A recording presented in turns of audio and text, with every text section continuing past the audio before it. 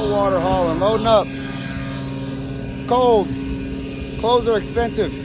Nothing out here. It's really cold at night, really cold in the morning.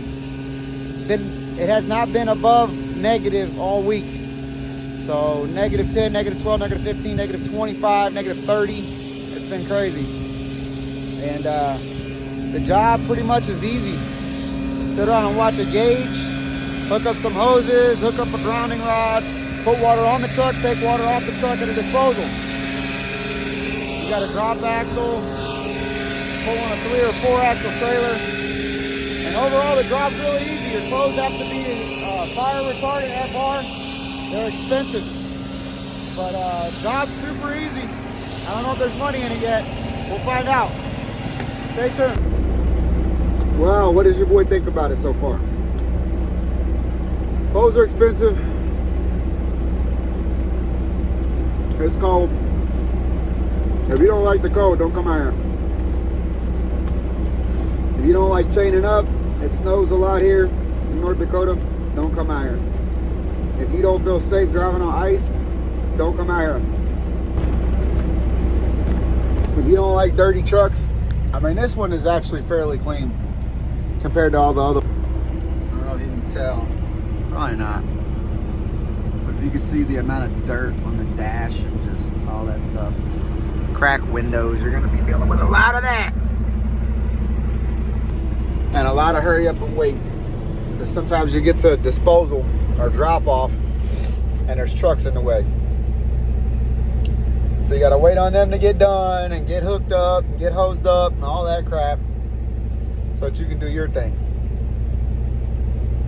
Right now they put us, when you're new, they say you're gonna come out here making big money, but they put you on a bunch of stuff because they don't trust you after training. You gotta kind of earn your keep out here. You gotta earn your stripes. So the first few loads, man, you're gonna be making like 50 bucks a load, doing 4 loads a day, 5 loads a day. The trucks are filthy. Can't keep them clean. And it's just different. You know, I'm not used to trucks being this dirty. And there really ain't no, it's like the Wild Wild West out here. I mean, they do get you for overweight. That's primarily what they target on, but you don't have a lot of other stuff to worry about. Like, they're not out here DOT in these trucks.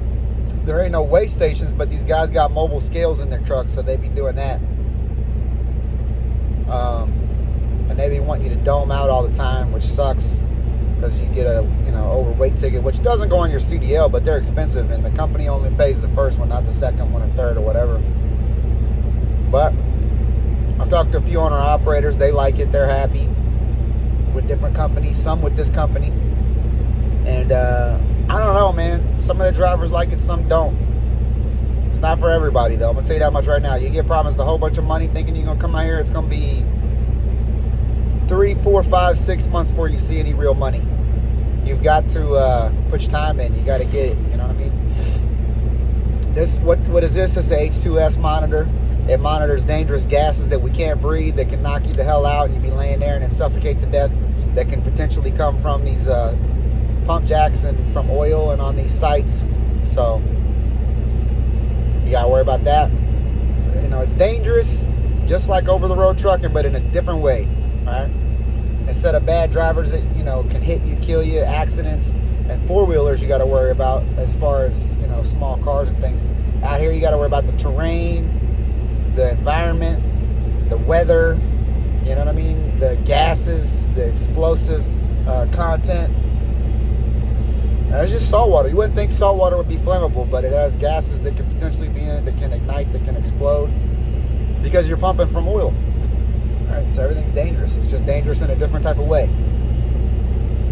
Would I recommend coming out here, jumping into it? You ain't never been out here. If you ain't never been out here, you've been OTR trucking, and you want to come out here, man, I'm telling you what, you better be tough or stupid, one or the other, because it is not for the faint of heart. I got a pretty good work ethic, and I'm pretty damn tough. And hell, I quit 3 times this morning trying to pull my hose out and to hook it up. 30-foot hose, that sucker was frozen solid. It wouldn't bend. Like, we got to bend them like a 90 to hook them up, and a damn thing wouldn't bend. This company charges you for housing. Some companies don't charge you for housing. They provide housing. We came out here, they provided housing, they provided a little crappy car to get back and forth to the shop to pick up the truck from the housing, which was only like a mile away anyway. They give you, some of them will give you an advance. This one gives you like a $300 advance so you can go get some groceries and things like that. Paid bi-weekly. Most things are paid bi-weekly. Some are percentage, some are hourly. This one happens to be hourly. Percentage. Percentage pay is anywhere from 24, 26%, 27%, depending on experience. Coming out here with no experience, you're probably going to be getting the bottom of the barrel, 24. Hourly, you're going to be getting the bottom of the barrel if it's an hourly company, right? You know, be prepared. Out here, you're not really going to towns. There's no truck stops. You know, you're just out on location. And this is what location, right? You got a portage on to go to the bathroom. You're doing your deal, and that's it. Stay tuned for more videos. We're going to talk more about it and give you some insight. It's something new adventure. Stay tuned. So guys, I just want to show you how dirty these trucks really get. You know, that they don't clean them. They kind of can't clean them because it's just, you know, so many different guys getting them rock chips in the window. Every one I've gotten in so far has a cracked window. Crap all in the back. Some of them have sleepers, kind of not really necessary. Full of junk. So yeah, that's kind of what you can expect. Right now I'm in D-rate mode. This is about the 6th truck I've been in that the dash is lit up like a Christmas tree. I don't know why they bought new trucks for all this that are emissions and all that for this type of work. It's not smart in my opinion. But yeah, they just, a lot of problems. So now I'm going back to the shop. Another day I can't make no money because I got to get a different truck. So I'm probably going to be down a load or two screwing around with that. Kind of annoying. Super cold today. It's negative 19 degrees with the wind blowing and no sun. This is what it,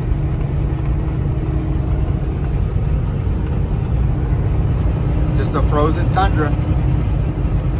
Another negative from being out here is living in housing with some sloppy people.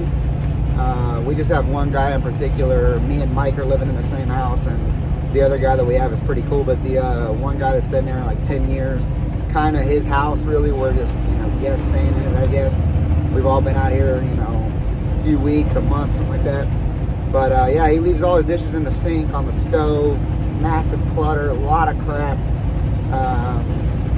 You know, comes home, makes food, blender, whatever, leaves it all dirty, leaves it there for days on end, flies, stinks, doesn't take out the trash. And a lot of the trailers are like that, guys. Also dealing with, you know, paper thin walls, guys talking on their phones to their girls, you know, back home, or their buddies or whatever, staying up late, keeping you up. Having to share restrooms when everybody wants to get up and go to work at the same time to, you know, shit, shower, shave, whatever. It's tough. And that's some of the things that you may not know of when you get out here, is having to share with, you know, sloppy, messy people your housing. You know, not getting good routes if you're percentage and they're giving you crappy routes so you can't make any money. Maybe they don't like you. Working people out here are resentful of new people coming on thinking they're taking their work, so they're snitches. You get out without your safety glasses on or something like that, and they'll report you, so you get rode up. Bunch of children out here instead of men. It's a bunch of bullshit. Hey! Sitting here, hurry up and wait. And watch the gauge. When that gauge right there, the digital one says that I got the desired amount on, we're good to go. Welcome to North Dakota. Oilfield, baby, let's go. It's about 9 degrees. It warmed up here this afternoon. That's the high for the day, is 9. 9 degrees! Let's go.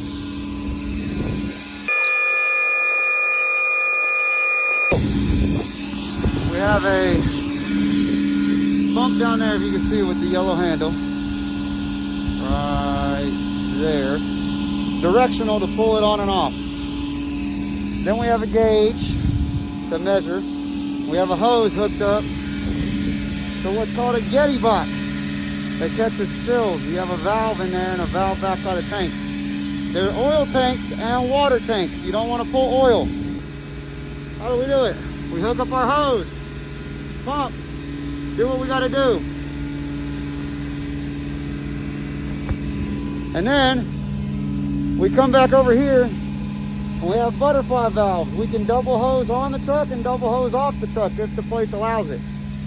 And then right here, we watch this sight glass to make sure we're pulling water, H2O, and not oil. I don't know if you can see it back there. Some of those tanks are labeled crude oil and some are labeled production water or H2O. We want to pull H2O, not oil. So if this starts turning black, we want to shut our butterfly so it stops the pull, stops the vacuum. Then we kill our pressure. This controls our pressure, okay? Whether we have vacuum or pressure to pull on the truck or push off the truck. You guys might wonder, what's that big flame behind me? Okay, you barely see it.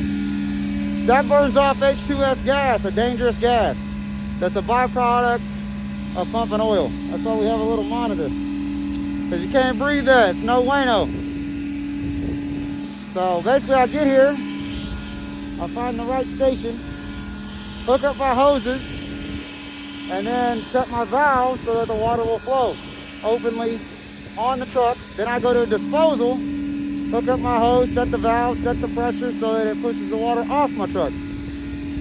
Pretty simple, easy job. And then just sit around and wait, watch the gauge, fill up, unhook, put it up, go drop it. But dealing with the freezing cold temperatures and the bad weather, insulated gloves, just hold my hands out that long, get cold. And chaining up tires when it snows is the bad part of the job. A lot of tanks running around. It's a waiting game and being cold. You have to sit out of the truck though. You can't sit in the truck. If you get caught sitting in the truck, you get fired. They don't like that. And it's cold as a mug out here. Especially when it's 30 below and the wind's blowing. It's cold. Super cold. It's not for everybody. So don't come out here thinking you're gonna get rich. They don't give that big money away. You gotta earn every minute of it. I'm sure the summers are really nice, but most of the time this place is a frozen tundra. If my beard stays exposed, it freezes up, I look like Santa Claus.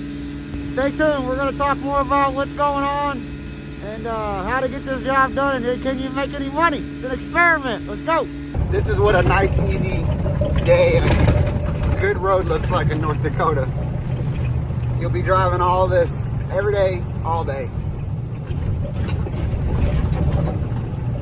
Apologize for the shaking, but welcome to the oil field in the tundra.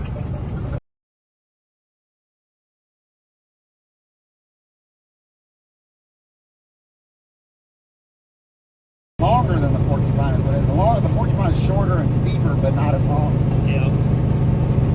And it doesn't have a 60-foot drop off on the left. Dog life. Diffs are locked. Well, old son wants to come out to North Dakota to give her hell.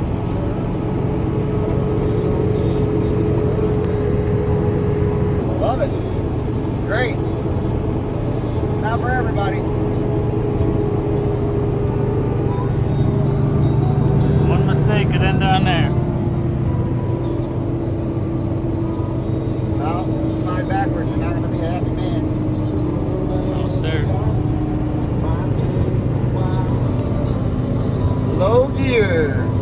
Like a mountain goat. We climbing. Let's go, donkey. Get you some of that. Well, you'd have a real problem if they're eating on this hill. Oh yeah. I just keep running. Real quick. Bighorn sheep. I've never seen any before.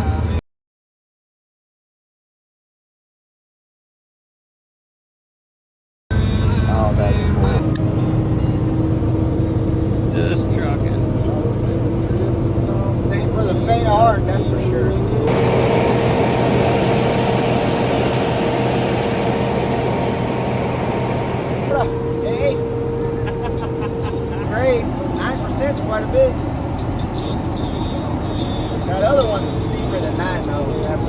wasted. It's got to be almost double that.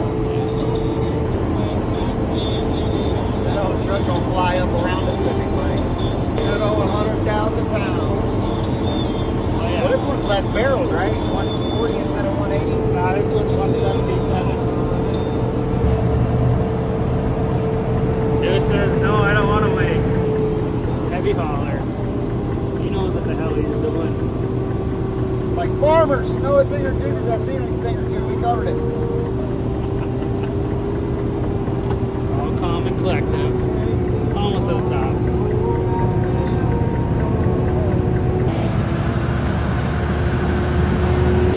Sometimes it's snowing and everything's covered in ice. But it is pretty today. Not gonna lie, up here on this ridge anyway where I'm at. Sitting here waiting. I just sit here and watch my little gauge up there. Wait for it to get empty. That's all she wrote. The roads are covered in ice today. A little bit of sun come out. It warmed up just a bit to make it not suck. So that's good. Hanging out at the disposal with these other guys. There's a couple over here unloading. And I would say getting to the money, but I ain't seen none yet, so we'll see. So we're up here on top of the tank.